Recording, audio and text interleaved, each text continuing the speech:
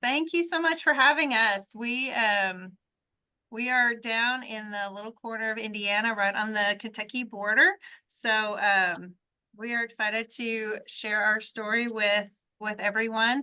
So the title of our presentation is Creating Communication Ecosystems in Schools. Welcome to our jungle. And this is our story from the birth of our AAC-AT program and its evolution and how to kind of tackle those things that come up in the classroom to help create a communication ecosystem and really make that that assistive technology and communication impactful in the classrooms. Leslie, do I have to move the slide forward? Okay. No, I So got we've it. already, okay, perfect. We're very googly in our district. So Zoom is it's a little bit of a learning curve for us, but we're rolling with it. Flexibility is the name of the game. So we appreciate you telling us about yourselves. A lot of SLPs and special ed teachers and OTs across our great nation. So welcome and thank you for for listening to us and sharing with us. And like Chris said, we are full-time salaried speech language pathologist in the EVSC. And we did receive an honorarium from the University of Colorado for this presentation. We are both members of ASHA and our state organization, ISHA, and I'm also a RESNA ATP, and Leslie is a certified autism spectrum disorder clinical specialist. So a little bit more about me. So I've been practicing for about 23 years, which is like gold. And I have been serving both in the state of Kentucky and Indiana. I've bounced from schools to outpatient to ICF setting. But my passion, my why is communication devices and really helping individuals find a voice and use their voice. So currently I serve as one of the leads. We have 3 SLP leads in our district. We have a department of about 40 speech language pathologists. And my primary thing is focusing on the AAC consults, coaching, and management of our internal AAC library. And I'm Leslie Powell. I've been an SLP for just 10 years. I'm still a baby. I went to Valdosta State University in Southern Georgia. I've always worked in EVSC. I started out as an assistive technology team member. We went into AAC leadership, and now I'm an AAC lead. I'm the second of the 3 leads, and I serve. My population is middle school and high school. They're my why. I like when they can talk back, or I can give them a way to talk back with their communication devices. And I'm a certified autism specialist. Today, we just have 4 objectives. We're going to use our definition of what a communication ecosystem is. It's been a buzzword for a couple of years now, but this is what we think it is. How to implement those within the classrooms, strategies to address that AAC generalization and device abandonment. We know that's a big issue happening, and what our lending library is and how we fund devices. And we'll have a spot for questions at the very end, but if you have a question, just pop it in the chat. I'm watching it and we will address those throughout. We're very informal. Okay, sorry, Leslie. Oh, you're good. Who are we? We are AAC, EVSC SLP leadership. Because we have a large district. We have about 10,000 students in our district. We're the 3rd largest school district in Indiana. And we are way below Indy. So they don't really count us as Indiana at that point because we're right on the border of Kentucky. But we are in Evansville. We have 5 high school districts. We have a lot of different self-contained programs within our district, which makes us need to have a broad scope of practice. So we have 3 leads, so we can focus on that preschool, elementary, middle, and high school, and self-contained. Okay, so this is our evolution. This is how our AT program started. I started in the EVSC about 2013, and they found out very quickly about my passion for AAC and put me on the OT or the AT team, which at that time consisted of a special education teacher, an OT, and myself. So in 2015, our director at the time reached out to our little team and said that according to the state testing records, we had several students marked as no mode of communication on the state testing, which was flagged and required remediation. And so she said, go figure out who these kids are and what we need to do for supporting their communication. So we actually went out to every site and audited all the files and compiled a list of our students who were using some form of AT for communication. And that number was a lot larger than I think any of us knew because we really weren't tracking it at that point in time. So in 2018,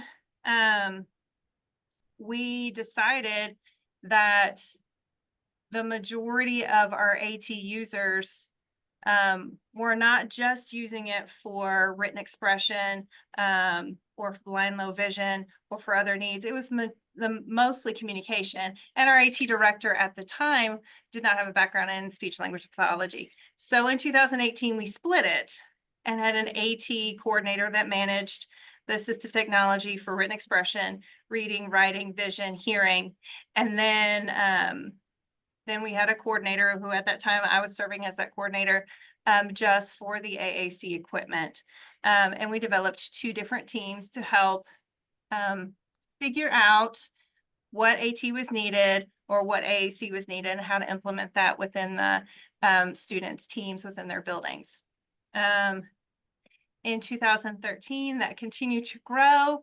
And we evolved into an SLP leadership team and just kind of tackled those different issues within our team.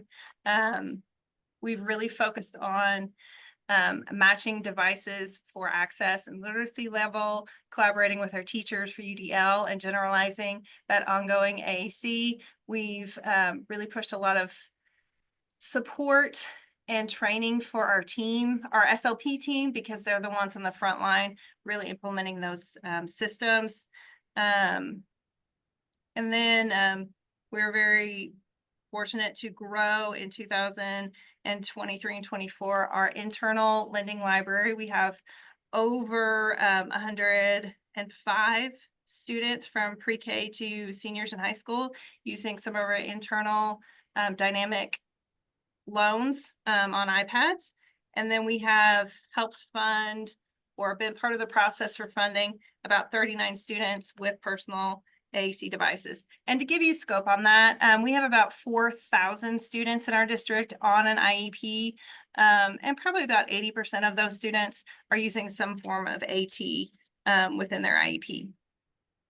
And then that's not including the low tech that we are providing in all of our preschool rooms, just to use as UDL to promote communication. So each one of our rooms are fostering communication with different types of low tech. So our mission for our team is we advocate to find a voice for our limited speaking and non-speaking communicators to be accepted within the classroom setting as a multimodal communicator. Each communicator needs a communication ecosystem that works as a cooperative and collaborative partnership to support students' communication access and success. We feel communication encompasses requesting, protesting, commenting, participating in academics, and socializing with their peers. The whole team, SLPs, OTs, PTs, teachers, peers, and paras, and parents need to be part of that ecosystem as we navigate this jungle. And that is a very lofty goal. And so we're going to break that down for you. Yes. So when we're looking at how do we navigate and how do we get to that type of goal? So really we want to look at what is our AAC baseline? What goals And that's just a whole beast in itself, is what our goals should be for those AAC users. How do we take the AAC from just speech sessions into classroom? How do we get that buy-in? How do we get past that requesting? And how do we get that buy-in? And then once we get that buy-in with that student, how do we utilize that AAC to be more academic focused? So an ecosystem, it sounds great, but what is it? Rachel. Okay, so we that was a buzzword for a period of time, like a communication ecosystem. How do we define that? What does that mean for our students? So we looked at what ASHA defines SLP roles in that AAC. SLPs, we're starting there. And we play an essential role in the screening, assessment, diagnosis, and treatment of a person requiring AAC. We help find that device, do the feature matching, and then advocate for the student. So that's all in our scope. We also looked at, move forward, Leslie. We also looked at what RESNA has to say about it, and how that AAC piece is part of assistive technology, and the laws that govern that. So we continue to improve the health and well-being of people with disabilities through technology. And then in our state, we had a third tier called the Patents Project. It was a statewide AT network that connected local agencies to assistive technology. They had a very extensive lending library, free trainings. I think it's very similar to what this program is. Unfortunately, they were defunded this past year. But we take a lot of their principles that we learned from them and are implementing it within our district. So one of the graphics that they used was talking about UDL, Universal Design for Learning, and how that is our guiding force for everything. It wraps around everything we do with collaboration, instruction, curriculum, assessment, and really giving equitable access to our students so that they have successful outcomes in their school, in their social group, in their lives, and then eventually when they leave us and they become part of the adult world. So we've got another graphic that I really love that helps define that UDL, and we use this when we're training our building level teams. So in that first picture, it's just a traditional classroom. We're not looking at any sort of supports. Everybody just has the same.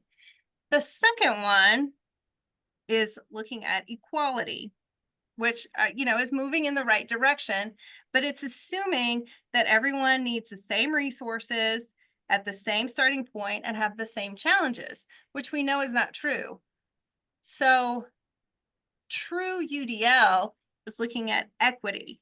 So recognizing that people have different circumstances and needs, they're starting from different points, and really customizing and curating that assistive technology to create a true universal design so everybody can move forward with their education.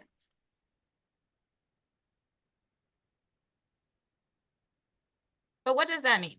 So we really look at AAC being multimodal. So it's not just a device. We're looking at their device, but we're looking at their nonverbals. We're looking at if they have any verbals, how do they negate? We're looking at the whole student, not just a device.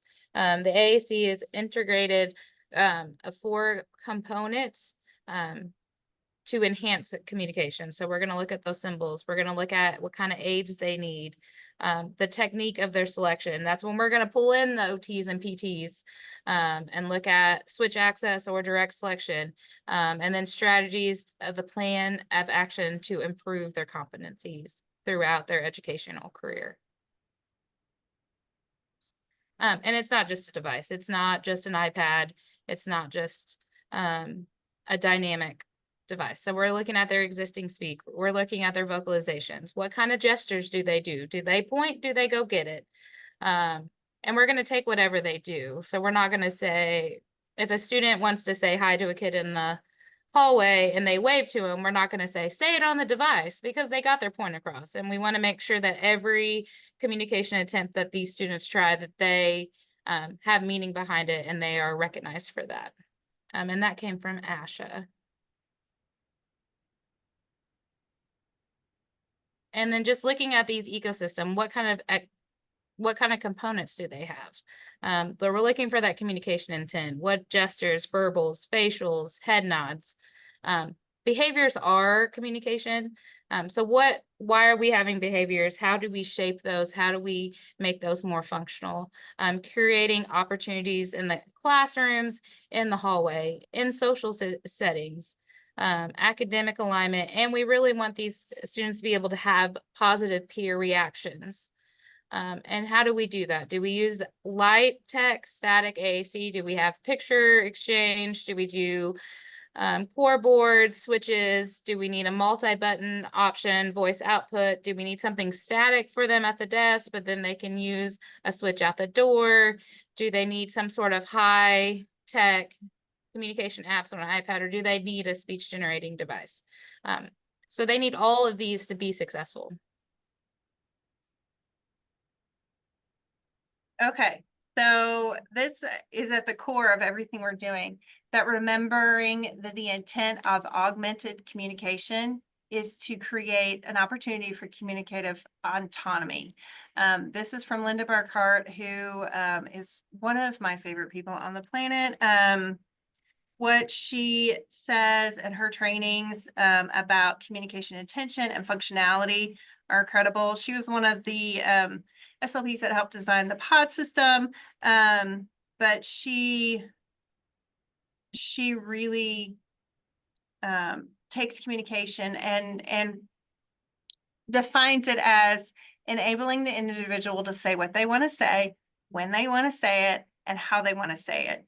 And the results of that effort, because we know AAC is hard. Using it is hard, especially when you're using an alternative access like eye gaze. The effort has to be worth the effort. And I think that is so important to remember, that the effort these students are putting forth to use this AAC has to be worth it.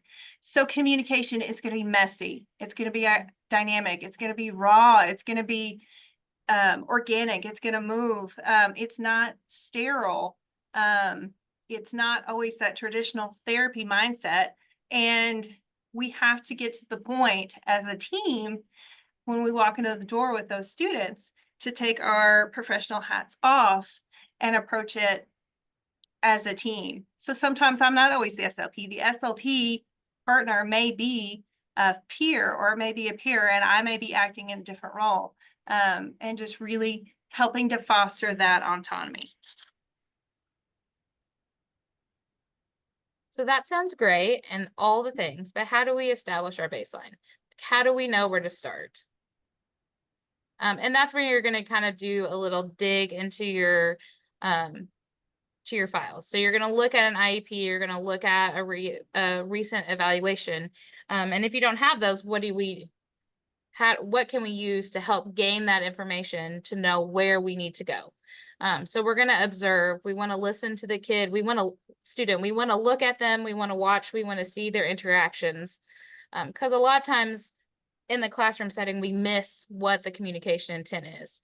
Because if you're watching 10 to 15 students and you've got 2-3 adults in there, it gets really hectic. So it's hard to know what the student is using. So just doing those observations, seeing if there's behaviors, what was the antecedent of that? What did they want? Asking lots of questions. What are their motivators? What are their reinforcers? We often send out surveys to our parents, because they know our students better than we do. What can we do to help them want to communicate more? So we use the functional communication profile assessment to help us figure out where that baseline is. We use the DAG-3 a lot, especially to show progress, because it's so hard to show progress with these AAC users, because they may be working on the same thing for a year, but instead of doing a touch prompt they can now do it independently. So showing those prompts and showing that progress, and that communication matrix online is a really good tool as well. It also can help track your progress. And then there's AAC Genie app that can be used for feature matching, grid size, word prediction, that kind of stuff. Okay, over the next couple slides, we're going to share some of the resources that we use. We are non-discriminate on our vendors and our AAC uses. We establish relationships with everyone: Tobii Dynavox, PRC, Talk to Me Technologies, Forbes, and gather as much information as we can and resources that we can share, freebies that we can find, to really give us a gigantic toolbox so that when we are problem solving for a certain kid or brainstorming with a team, we've got lots of tools to pull from. So one of the tools that we use is the AAC Language Lab. It is put together by PRC, the company that does LAMP, Unity, PRC Sotelo. They also have the News to You curriculum. So we have purchased, it's a subscription. So we have purchased several memberships for our SLPs, especially those serving the dense populations of the self-contained classrooms where a lot of our AAC users are. AAC Language Lab, it has a lot of options in there. One of the things that we like to do is use the wizard that helps you kind of plot where your student is on their milestones, and they follow Brown's morphology. It's all about morphological development. Grammar is very heavy. And then once you figure out where your student is, if they're level 1 or level 2 or level 3, then they'll have lessons that go along with those levels to help support increasing their utterance length, increasing the complexity of their utterances, and they are tied to those symbols. But you can use those principles with a student that may not be using LAMP. They may be using TD Snap, or they may be using something else, but using the principles and the activities, and you can use them dynamically on the computer, on your iPad, or you can print them out and make them. And they also have what they call smart charts in there. So if you do have a LAMP user, it will show you the navigation to get to the different buttons, which is really helpful for our classroom teachers. So we do like AAC Language Lab. And then we also, like I said, we are non-discriminate. We use Tobii Dynavox Pathways, and they have a similar platform where you can kind of plot where your student is based on their curriculum, and then it gives you language lessons to increase their use of core vocabulary, to expand their utterances. But it's kind of specifically for the TD Snap symbols, and you can print those off as well or use them dynamically. And something that I like about the pathways is it'll give you one goal, but it'll give you 10 days worth of lesson plans. So you can do 2 days in the session, then you can have carryover in the classroom. And then towards the end of the days, you can send stuff home to redo with parents. So it kind of encompasses the whole day.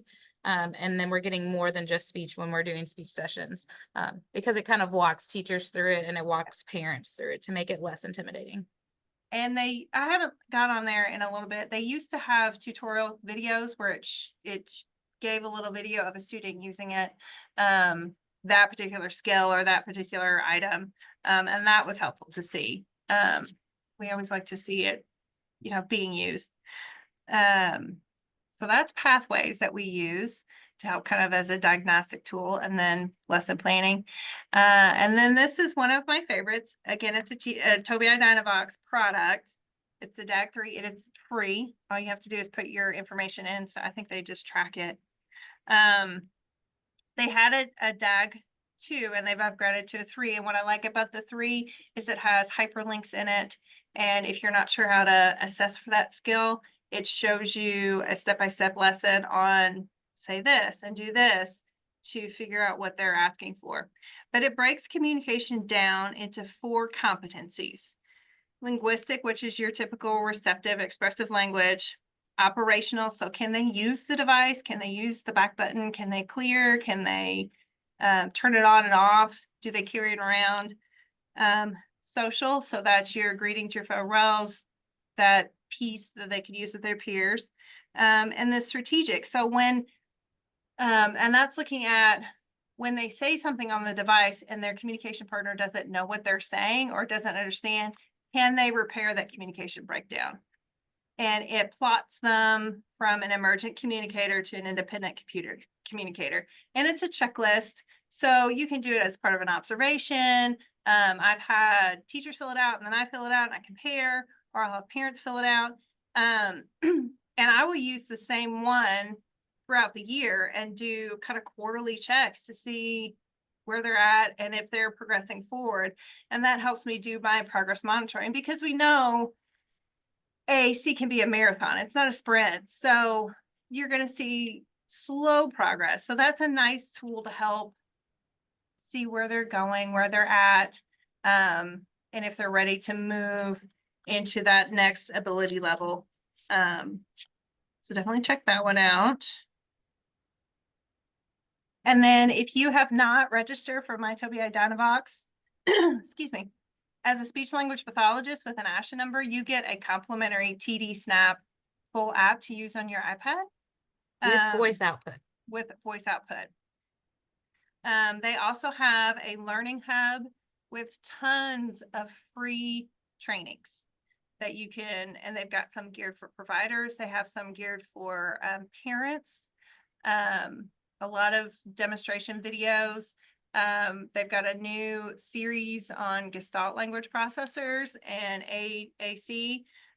We've used them a lot just to train our teams and our SLPs to be better equipped to go work with these students. And it's free. They're all free. So definitely check them out.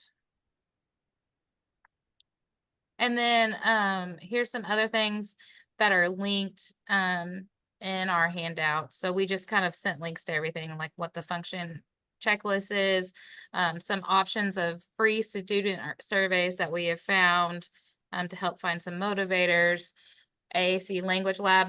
If you don't want to do the subscription right away, they do have a lot of free options just to kind of get you in there to see the different types of options. And then the communication matrix, the DAG, and the Genie. And that sounds great. But now, how do we document that in the IEP? How do we do existing data, and how do we do SMART goals? Find a path to progress on the goal. We've kind of been playing with this one. Like, we have kept AAC goals broad, but we need them broad so that we can make progress, but we don't want it so broad that it doesn't look like we're making progress. So we have to have measurable objectives to help achieve that goal. And measurable data that helps support the team. When we have so much data, that is how we've been able to get the district to financially support us. We, especially after COVID, we've had so many more non-speaking students coming in. So we had to show them the data in order to get materials and equipment and trainings to help our teams. And then because we love getting an IEP that says they have an AAC device, but we don't know what it is. We don't know what grid. We don't know what app. We kind of created an AAC cheat sheet. Oh, sorry, Rachel, this one's yours again. You're fine. Yes, we have a cheat sheet that we've developed for our team to really put together that narrative in the present levels in their IEP, so that if this kid suddenly moves or you suddenly have to be out, someone else can step in and know exactly where to start with this kid. So we look at their verbal communication. Are there any words that they're saying, or approximations? Are they assigning?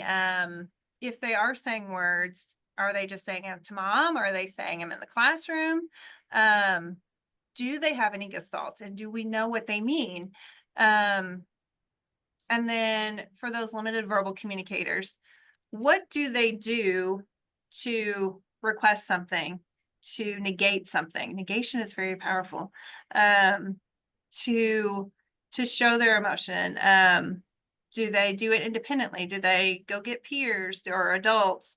If they've used something, what is their history of AAC? Did they start with a textbook at 3 and now they've moved up? Or, you know, just so we know what to try and and we're not reinventing the wheel every time. So here's just an example, and we don't write pages, you know, it's a very brief narrative, but it does give us a snapshot of where they are and helps guide.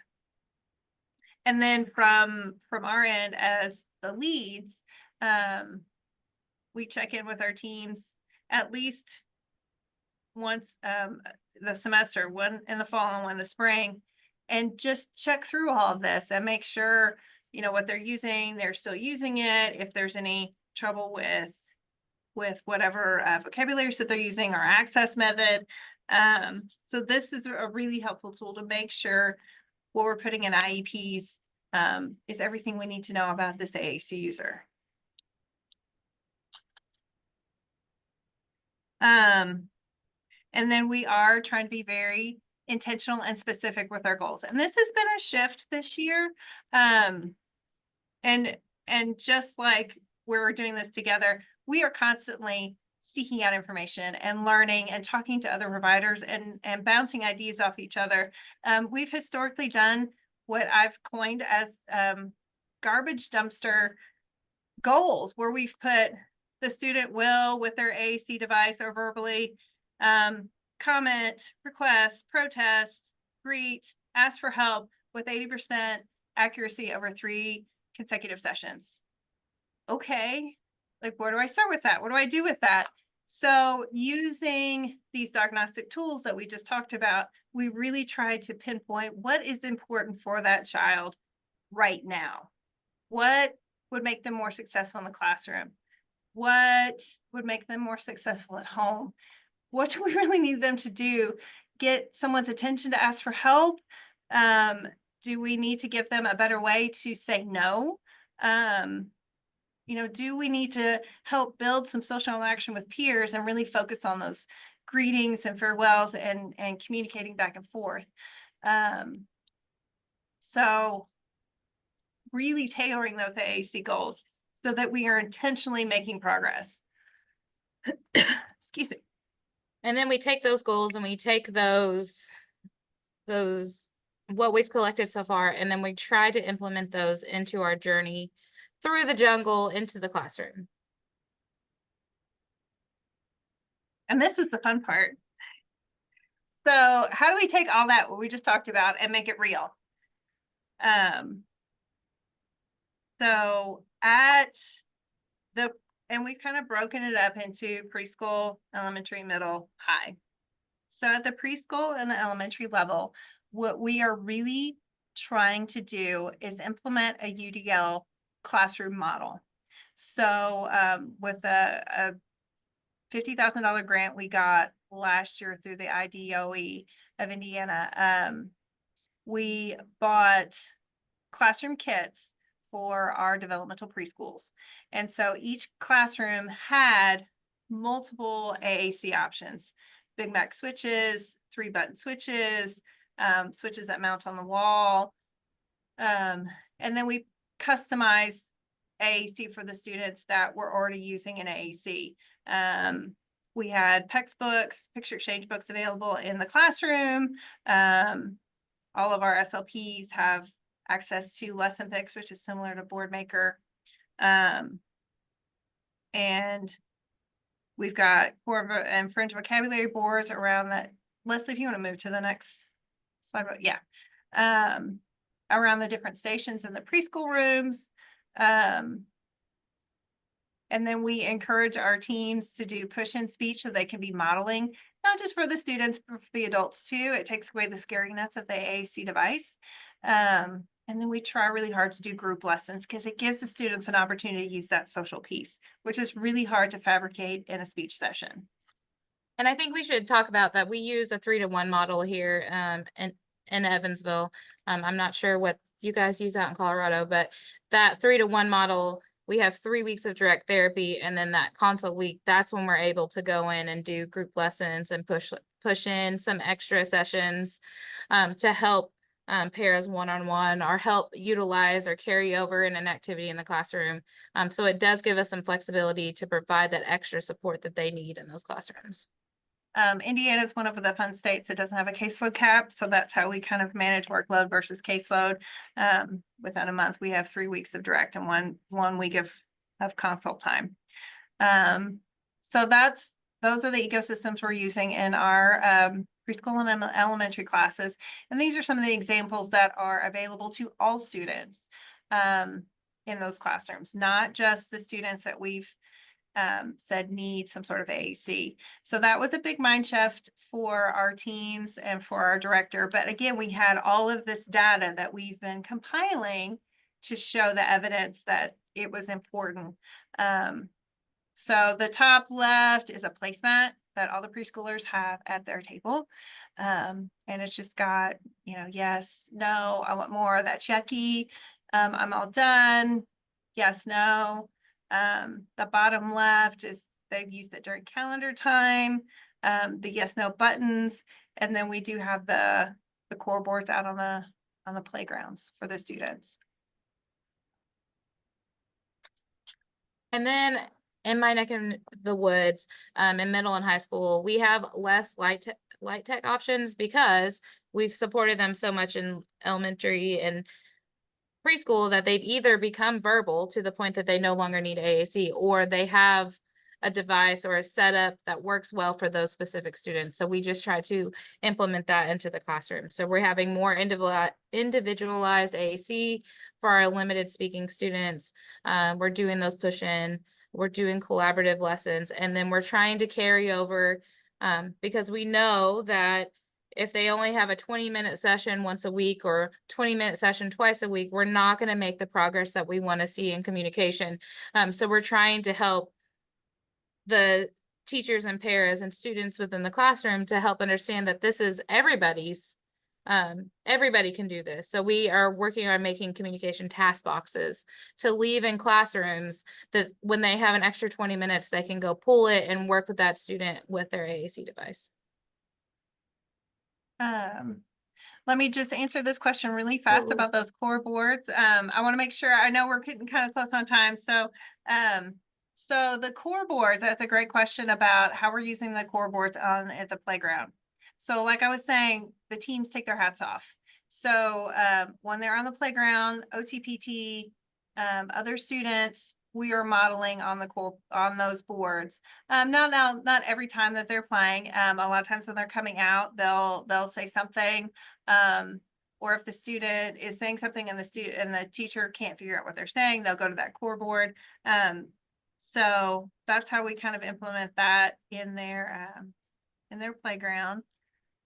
And the ones that have those communication, we'll get to task boxes. Yes. But the communication playgrounds are usually, we have a couple buildings that have 2 self-contained or more self-contained programs, and those are the playgrounds that have it. But what are these group lessons? Typically, they're a co-teaching model with the SLP, OT, PT, and teacher. I actually have one tomorrow with my team. The theme, you can have a theme, you cannot have a theme. We really enjoy our themes. We really love holidays. So tomorrow we're doing St. Patty's Day. So then I will have a section, OT, PT. You can do a big group. It's kind of figure out what's best for your kids and how they learn better. My team, we do a lot better with smaller groups because we have some intense behavior. So we usually have groups of 2 or 3 and they swap every 15 minutes to 20 minutes. It's a great way for SLPs to kind of lead a group so that the teacher can see. Sometimes the teacher lets the pair lead a group so that the teacher can walk around so that they can see modeling that we're able, because we have smaller groups, to be able to incorporate the speaking verbal students with the AAC users and help get that social interaction that might need to be facilitated that wouldn't probably ever happen otherwise. And these are some group lessons. I'm on the right with one of my students. a lot of our kids haven't had they don't know what an Easter egg hunt is. They don't really celebrate Easter. So we put little speech and language prompts in their Easter eggs, and I didn't tell them till afterwards. So they thought they were getting candy, but actually they were having to do their speech work. And they each had a color. So they each had the same amount of eggs. They were able to go find it. They were able to go. They were able to use their device to help search. And then we got to work on our vocabulary. And then after they did all those tasks, they were able to, we made little treat bags for them. And then the one on the left is talking about apples on top. And Rachel, is that a lesson you did? Yes. Yeah, and I will lead right into those task boxes with them. So actually, if you want to slide to the next one. So we were trying to figure out a way to take what we're doing in speech and incorporate that every day into the classroom. So we've created task boxes.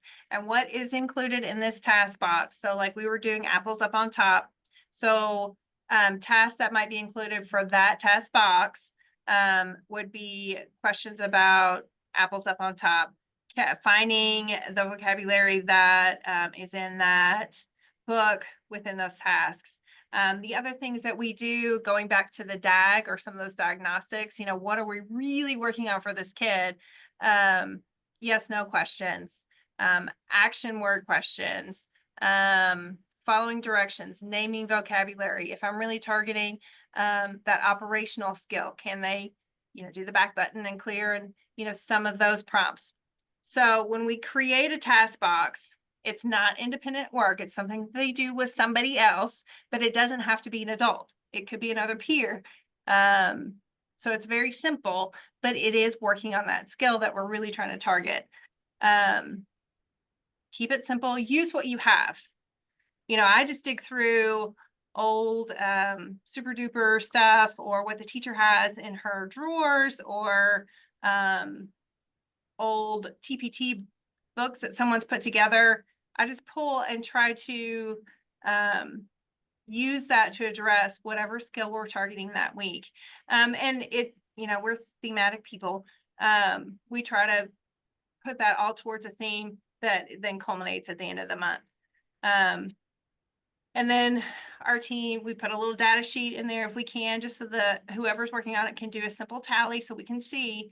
And then we meet with the teachers at least once a month and go through how are they doing with those tasks? What has been a strength? What's been a struggle? And then on those consult weeks, we cultivate new tasks for those boxes. But like I said, keep it simple. And something that they could do even with another kid. So there's a couple links and we can skip through to the next couple slides. So we did some core board, books. Everyone loves the old lady who eats. Chris, do we finish up at what time do we finish up?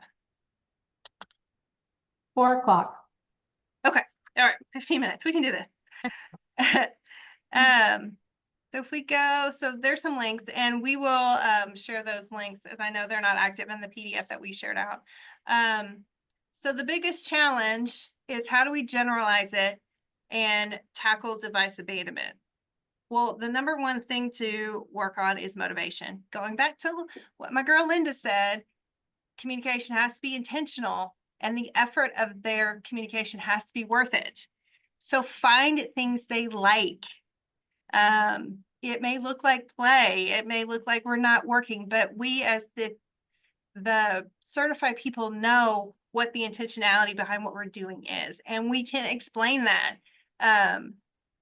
So, bubbles, sorting tasks, puzzles, Play-Doh, videos. I have a high schooler who she loves to go down the hall and scope out people that she thinks are cute. So we target that vocabulary and we've pulled pictures out of People magazine and well, it's internet now, People magazine. I'm dating myself. But we did a wheel of hotness and she got to pick out the people that she thought were cute and who wasn't. I had another student, he loved guitar, he loved Van Halen, he loved Led Zeppelin. And so we customize vocabulary to talk about those things.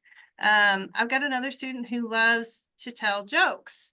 And so one of his tasks is he's got a three-step, a step-by-step, and a couple of the other students know how to program it, and they find jokes, and he'll program on the jokes, and then he gets to go tell the jokes, knock knock jokes, or something silly. So just finding something that they want to talk about is crucial. And then we really need to keep in mind our prompting. We don't want them to be prompt dependent.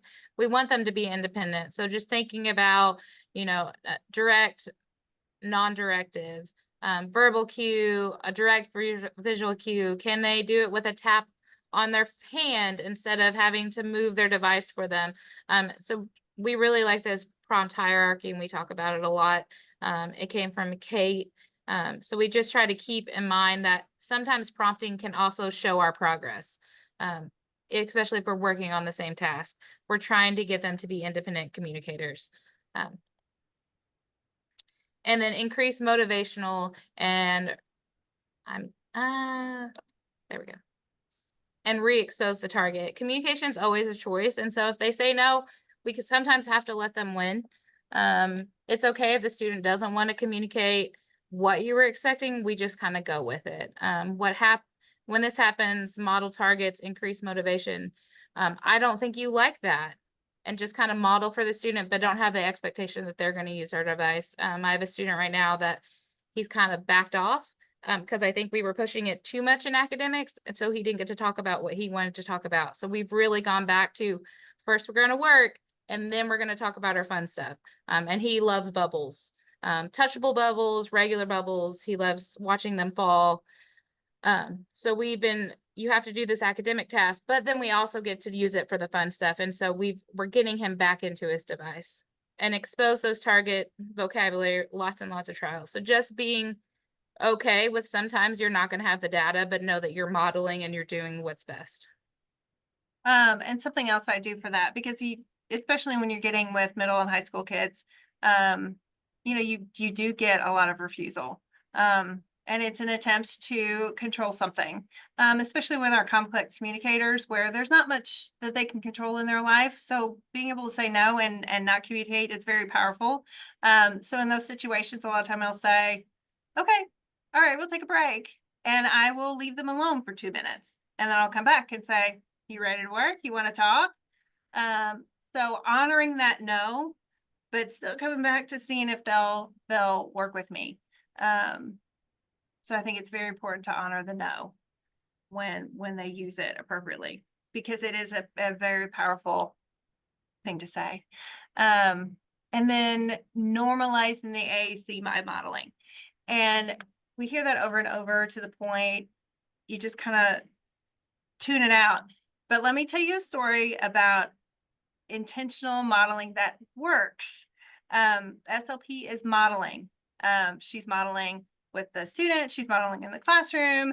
I came out and did a brief training. The student is using, that I'm telling the story about, not the student in the picture, is using LAMP, which can be very scary when someone looks at it because the pictures don't match the navigation and everything else. Came out and did a training with the staff. They've been working with the student for a couple months. Yesterday, I just found this out. Yesterday, the student was walking down the hallway, and the principal of the school stopped to the student and said, "Oh, it's so good to see you today. I see you've worn your pajamas for pajama day." And she got on the student's device and modeled what her pajamas looked like the night before that she wore. Not prompted, not, just a very natural model on the device, but she's only done that because the SLP has modeled it and normalized using the device and making that part of that student's ecosystem, that it's okay to use it. It's not a scary thing. And I think that's what is so important for us to do. So using it, become proficient with it yourself. One of the things I do is if I get a new communication app I'm not really comfortable with, I'll take it home to my own kids because they can usually learn it faster than me. because you have to have some proficiency with it to be able to model with it. So don't be scared. And don't be scared to use the search function and showing your student how to use that search function. Because I search words all the time. I'm like, oh, I don't remember where that is. Let's look it up. And sometimes I can even get the student, if I go to search, they can match and they can type the word up and they find their own motor process. So it's good something for the student to know, but it's also like, it's okay to not know, and it's okay to say, oh, I don't know. Let's look. And taking that time to look it up with a student. Well, and that improves their operational competency too. So they know how to search for something. So yeah, making mistakes is fine. Okay, Rachel and Leslie, that's great, but how we get time and money for that?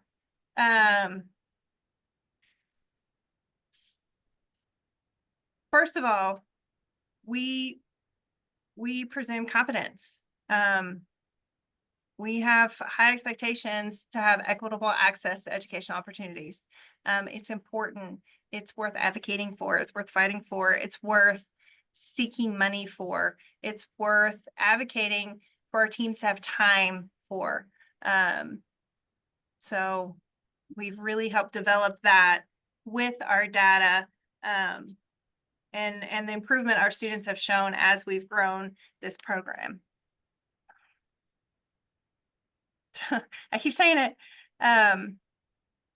We are given a very, very generous budget. And because we are only getting that because we track the number of students using AAC, we are intentionally putting specific AT needs in the IEP. Our exceptional learner coordinators that go into the classrooms are expecting those teachers to get the devices out, to have them charged, to have them available. It's part of their walkthrough programs. We're tracking their progress. So, and that's one of our jobs as leads. You know, do we have students that have moved from simple picture exchange are now using a device? Like, we track all that progress. And then, like I said at the very beginning, we track the number of students that have obtained a personal device after doing an extended trial of our own devices. And through all that, we did receive a $50,000 grant year before last, and we used that to bolster AAC for UDL in those preschool classrooms, because we knew COVID had a giant impact on on the language of those students. We increased our internal AAC iPad loan or devices and apps by 40. And then we spent probably $10,000 of that money for trainings with PRC, with Tobii Dynavox, and then obtaining some personal devices, direct purchase of high-tech devices for alternate access to try with our students. And we were only able to do that because we've kept such great data. And I mean, our director was like, hey, are you guys interested in this grant? And we had like a week, and she was very involved, and she was like, let's get as much as we can get. Let's ask. It's not going to hurt to ask. Our students need this. And then what do we provide to our therapist? All 40 of us have lesson picks. This year we got to add an ultimate SLP subscription, which has been a complete game changer. We love being able to use that on pro boards, on iPads, to help facilitate sessions. Our self-contained preschool therapists have AAC language lab subscriptions. Because of the unique learning curriculum that our self-contained, our life skills programs use in high school, all the high school SLPs have access to symbol sticks, because that's the symbol set that they use in the unique learning. We have our AAC lending library. Then we have articulation apps that is managed through our Apple specialists. And then the past few years, we've been really blessed to have $150 to spend on materials. SLPs can spend on materials. So we did Lakeshore Learning and Super Duper. And like I said, we will get active links to you guys for the prompt hierarchy. There's a link for what our AAC lending library looks like if you just want to see some of the things we've got in there. But we have lots of different kinds of switches, Bluetooth, wireless, wired, single message switches, multiple message switches. We've got the high-tech devices. We've got a couple tabletop mounts, lots of modular hose options, a couple rolling mounts, depending on what the devices are. We've partnered with a local university to get switch adapted toys made. So we do have a lot of cause and effect toys. I've got one of them sitting right behind me. He's an alligator. And we just tried to build over the last several years an internal library to loan out to SLPs. We've got a library of book library of core adapted books that have the symbols on each page that has the narration on the page. And then there's a short 3 or 4 word phrase that sums up that page using communication symbols. And then we just do lots and lots of training. And then both Leslie and I will go out to the individual teams and do consults and coaching, model sessions, brainstorm access, whatever we need to do to help make that team successful and feel comfortable with the AAC. So we've got 2 minutes. We don't mind to stick around longer for any questions. I know someone asked for the prompt hierarchy. We actually got that off of Practical AAC. I've been looking for it on my drive while we've been talking. I have a picture of it, but I don't think I have the document of it. But I will try to share that. I think I might have found it on Teachers Pay Teachers. Oh, is it free? I hope. Yeah. Oh, perfect. I hope it's the same one, but Yeah, it's also by Kate Ahern. So perfect. And we use those prompts to talk about progress. You know, even if they're not showing a lot of progress with their accuracy, if we've been able to just decrease the level of prompting, that's progress that we're showing. And then I added our emails on here, still free. I know that we kind of rushed through this hour. So if you have any specific questions, feel free to email us. We can do virtual calls or whatever we need to do. It seems very intimidating, but we started very small 10 years ago and we have now grown very large. So we are very proud and we're excited to see where the future goes. Yeah. Soon we're gonna have a three-nager. A three-nager. That's funny. Yeah. Yeah. Before we started, I was talking about how, you know, we were pioneers. We were rebels. We started from the bottom. So we've kind of named our little AT group as our little toddler, and we've watched her grow. But I think just overall taking that giant task of how do we implement communication and chunking it out to small pieces and bite-sized speeches and really focusing on something per year has helped us be very intentional and show progress and grow. So we really appreciate your time and listening to us and letting us share our journey and our passion. And absolutely reach out to us if you have any questions or if there's anything that you need from us or would like to see more of. We are happy to share pictures and things. So the adaptive books, I can actually show you one. And they're Jenna Hold Kirk, on. they're a teacher pay teachers thing. We Yes. went, so she gives you and she tells you how to incorporate the links. They're Jenna Kirk. Yes, Kirk, it's maybe? Speech Room News. So this is one of them. Fairfield 6. So you see the adapted here. And then these are the target core words for that book. but And I then think we're still seeing your Google Slides. Are you looking at wait, something how do I different? hold on? How do I You may have to If you pin Rachel to the top. Stop share. hold on? How do I I can share s- my I can video? stop share. There we go. Okay, can you guys see me? Mhm. Okay. So this is Bearfield Sick. This is one of our, and this again is by Speech Room News, is the TPT person. So on each page, you've got a short phrase, and these are lamp symbols, but I think you can get TD symbols. I think there's a way to switch them. And on the back, we've put whatever the target core words are for this book.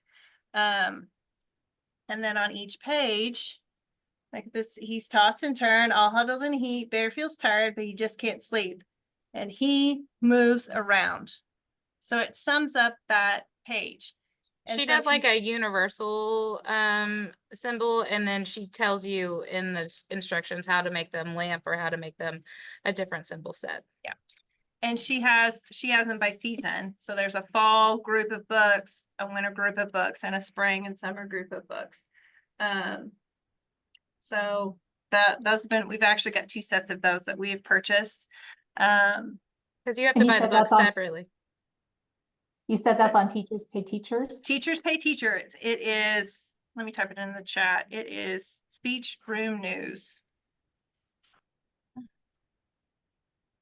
And we actually went through one of our local grant opportunities they funded the books and the TBT. Yes. Yes, we so you got a lot of grant monies and people who are willing to support us. There's 4 adapted books on TPT. Any other questions? So the Switch adapted toys, I can show you one. They're plushy, very similar to the toys that you would get from Hallmark years ago, where you push a button and they dance or sing or whatever. And several of the OT programs in our local area, they will switch adapt them and they'll solder and do whatever they do in their OT classes. And you can hook them up to a switch, and then the students can hit the switch to activate the little toys. So we've dispersed those throughout as well. I'm working on the cheat sheet. Okay. Any other questions? Those are great.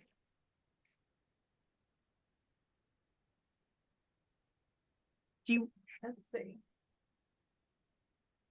I printed them on bright orange paper and laminated them and gave them to each SLP.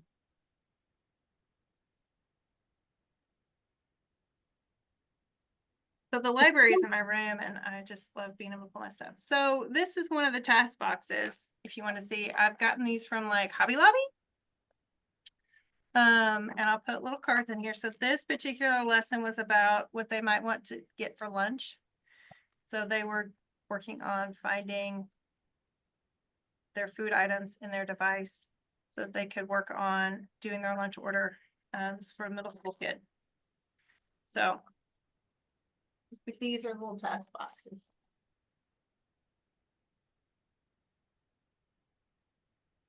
Any I feel other like there questions? have been a lot of requests for active links. Perhaps, I don't know, maybe we could work together and figure out a way to create this PDF with active links, Okay. maybe. That is the present level cheat sheet Okay. that I just shared. Yeah, we can brainstorm. Maybe we could do a links page that's active. And I don't mind to put together a Google folder to share with some of these cheat sheets and different things. So y'all have access to it. And we don't like recreating the wheel if we don't have to. You know, I know there's ways to do it in PowerPoint. I'm not as proficient with those kinds of accessibility things in Google, but Claire is on the line. Claire, do you know, is there a way for us to create a PDF handout from Google Slides that will retain the live links? I think I just got it. I think so, yeah. Let me make sure You they're got it. view. Leslie, if you Here's don't got here's it, a we link can- to the PowerPoint. And it's now live shared with everybody. So you can go into our PowerPoint and view it, and then you should be able to touch the links now. Okay. Yeah, everyone's jumping on, so we should.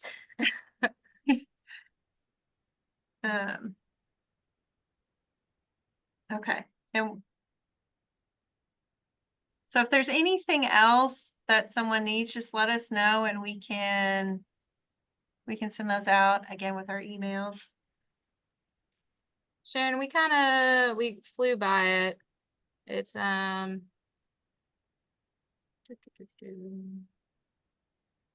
slide 41 gives you little examples of what we use in those task boxes.